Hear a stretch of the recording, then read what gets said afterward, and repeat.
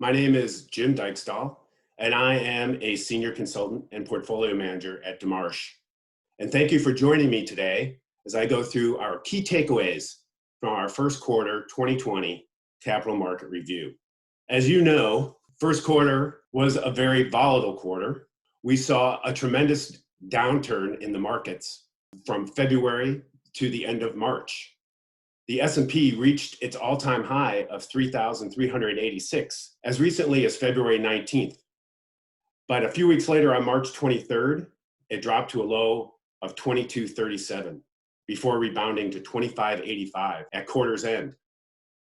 You can see also on this chart that the Fed dropped interest rates almost to near zero in March in response to the economic downturn and lockdowns across the country. Immediately, comparisons to 2008 and 2009 became apparent. However, I want to point out to you the downturn in 2008 and 2009 took almost 15 months, while the recovery itself took years to get back to where we were before the downturn. What I wanted to focus on instead is perhaps a better comparison, the fall of 2018 as represented by the gray line, or further back in time, the fall of 1987, as represented by the yellow line.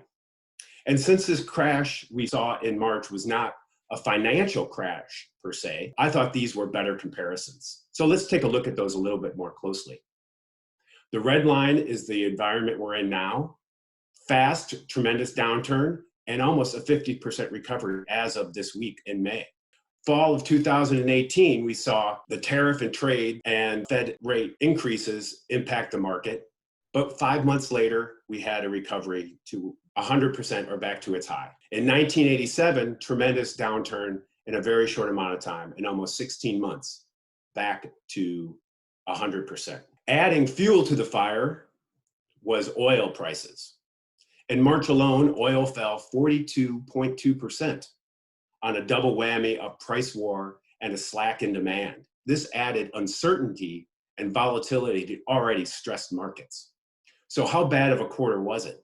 Well, let's take a look at a range of historical quarterly returns. The first quarter of 2020 proved to be almost a 3 standard deviation event for domestic stocks here as measured by the S&P 500, and certainly a 3 standard deviation event for international stocks here as measured by EFA. I wanted to also point out to you that the quarter ended in 3/31 of 2019, which is a rebound quarter from the fourth quarter of 2018 that I priorly referenced, was a strong quarter, almost a 1st standard deviation event. So hopefully we will see a strong second quarter. And we've already seen strong rebounds in April and May from lows of March. I also wanted to point out that bonds did well during the quarter, and you would expect that, as the aggregate is dominated by government securities, and as interest rates fell, they perform well.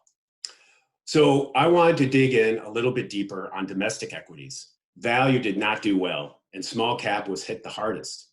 You can see up here at the table that Russell 2000 value fell almost 36% in the quarter.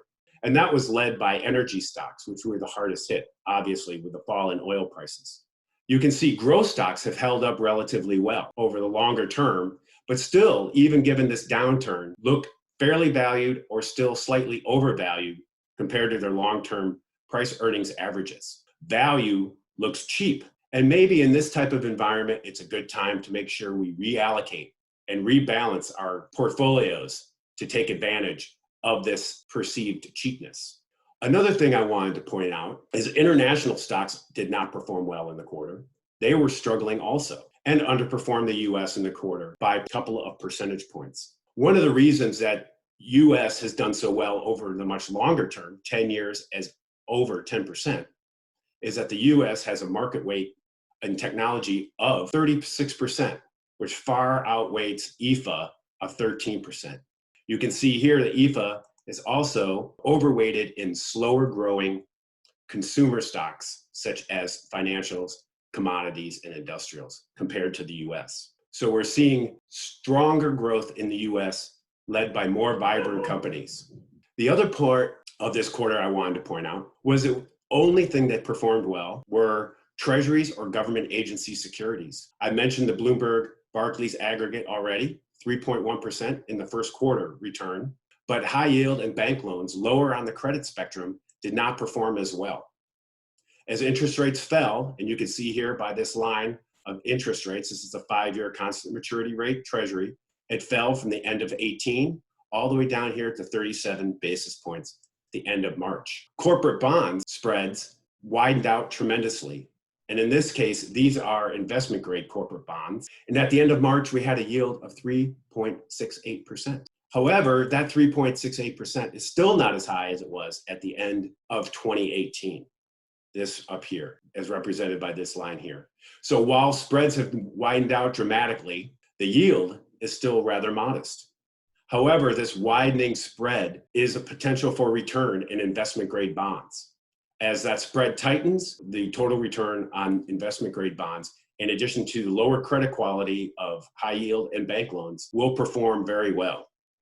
And we've seen some spread tightening already in the second quarter. As that continues, prices will improve and total return will improve. Those were the key takeaways I wanted to touch on with our capital market review. But you can read the entire capital market review on our website, and here is a link that takes you to our publication. In addition, we have white papers on our website that you can review, and I encourage you to do so.